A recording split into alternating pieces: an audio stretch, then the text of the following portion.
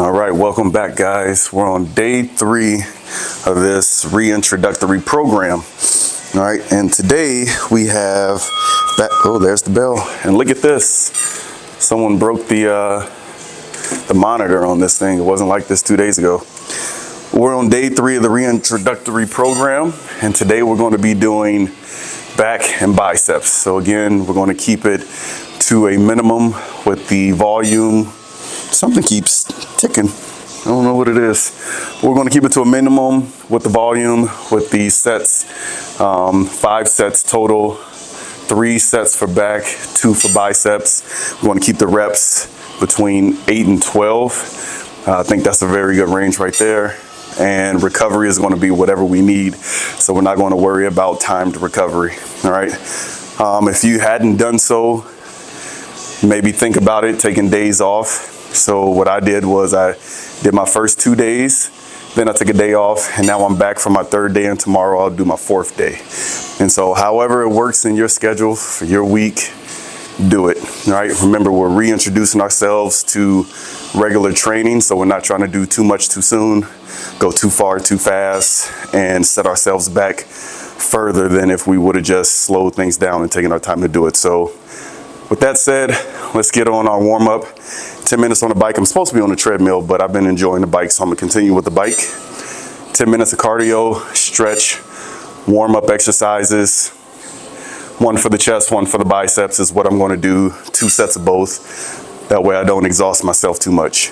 Do your yoga. If you haven't done your yoga, do your yoga. Spend 10 minutes getting bendy, flexible, stretched, and let's go. 10 minutes. And we're going to kick this workout off with bent over barbell rows. One of the most important things about this exercise is to keep the bar close to your body.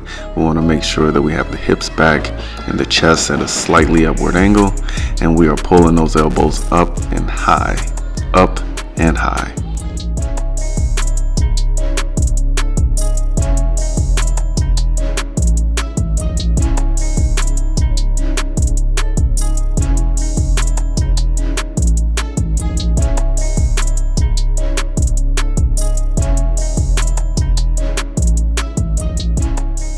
Next up is the seated cable row. I have a handle that gives me a palm up or supinated grip, and it's turned in slightly towards each other. And so this allows me to get a little bit stretch. As you can see, when I go forward, my torso is stretching forward from the hips. This is perfectly fine. This gives me a little bit more stretch in my lats, and I'm able to drive my elbows down and back a little bit harder. As you can see from this angle, same thing, I'm stretching at the hips, and I'm able to drive those elbows down and back a lot harder than if I were standing in just a neutral upright position.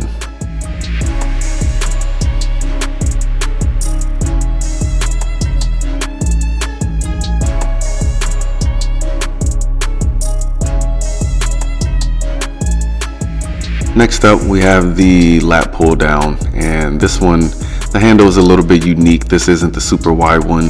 I only like to go a little bit out of shoulder width when I do my lat pull downs. And so as you can see with this, we're just rocking back slightly to create clearance for the bar to come straight down.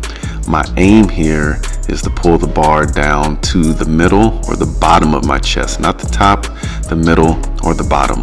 All right, drive the elbows down, slightly back, rock slightly back on the way down so you can create space for the bar and allow yourself to stretch all the way up at the top.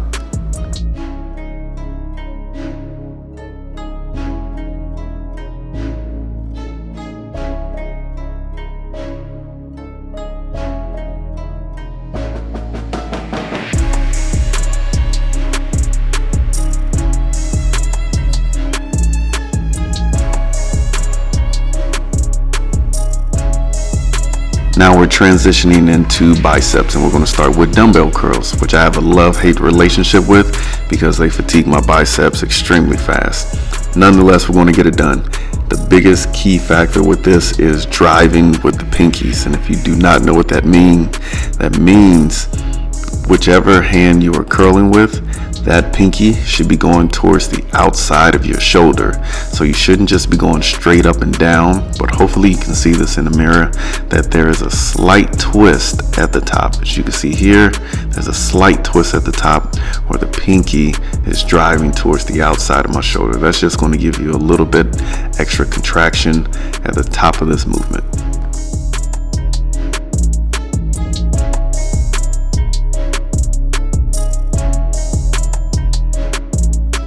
And we'll wrap up back with these lat press downs. And so the biggest thing here is you want to get at about a 45-degree angle with a significantly bent elbow so that you can drive the elbows down. One of the biggest things that people do is they keep their arms too straight, and it targets their delts more than it does their lats. But if you can keep a bend in your elbow, drive those elbows down, you'll be able to get a much better contraction out of this. Our second bicep exercise is cable curls, and the benefit of this is we're able to control the eccentric a lot better than if we were using dumbbells. So make sure we slow down when we lower that weight so that we can benefit from the growth potential from using a cable versus a dumbbell.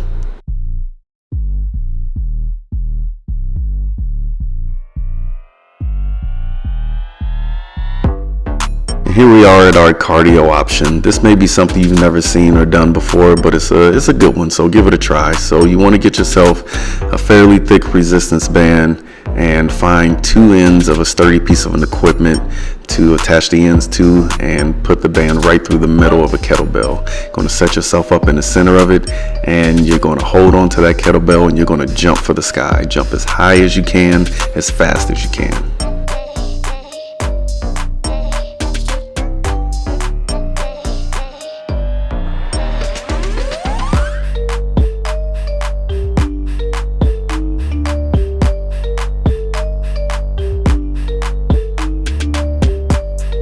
We'll close this video out with abs. We're going to do some abdominal rollouts. You can use the bar that I'm using, or you can use the ab roller that I'm sure every gym has. Either way, find a way to get it done. Just remember, you do not have to go torso to the ground. Give yourself the opportunity to be successful. So go a quarter of the way down, come back up, go halfway down, come back up, just a little bit further and further each time. You'll see me do it later in this video. But thank you all for joining me for part 3 of this series, and I hope to see you all at part 4. See you at the next one.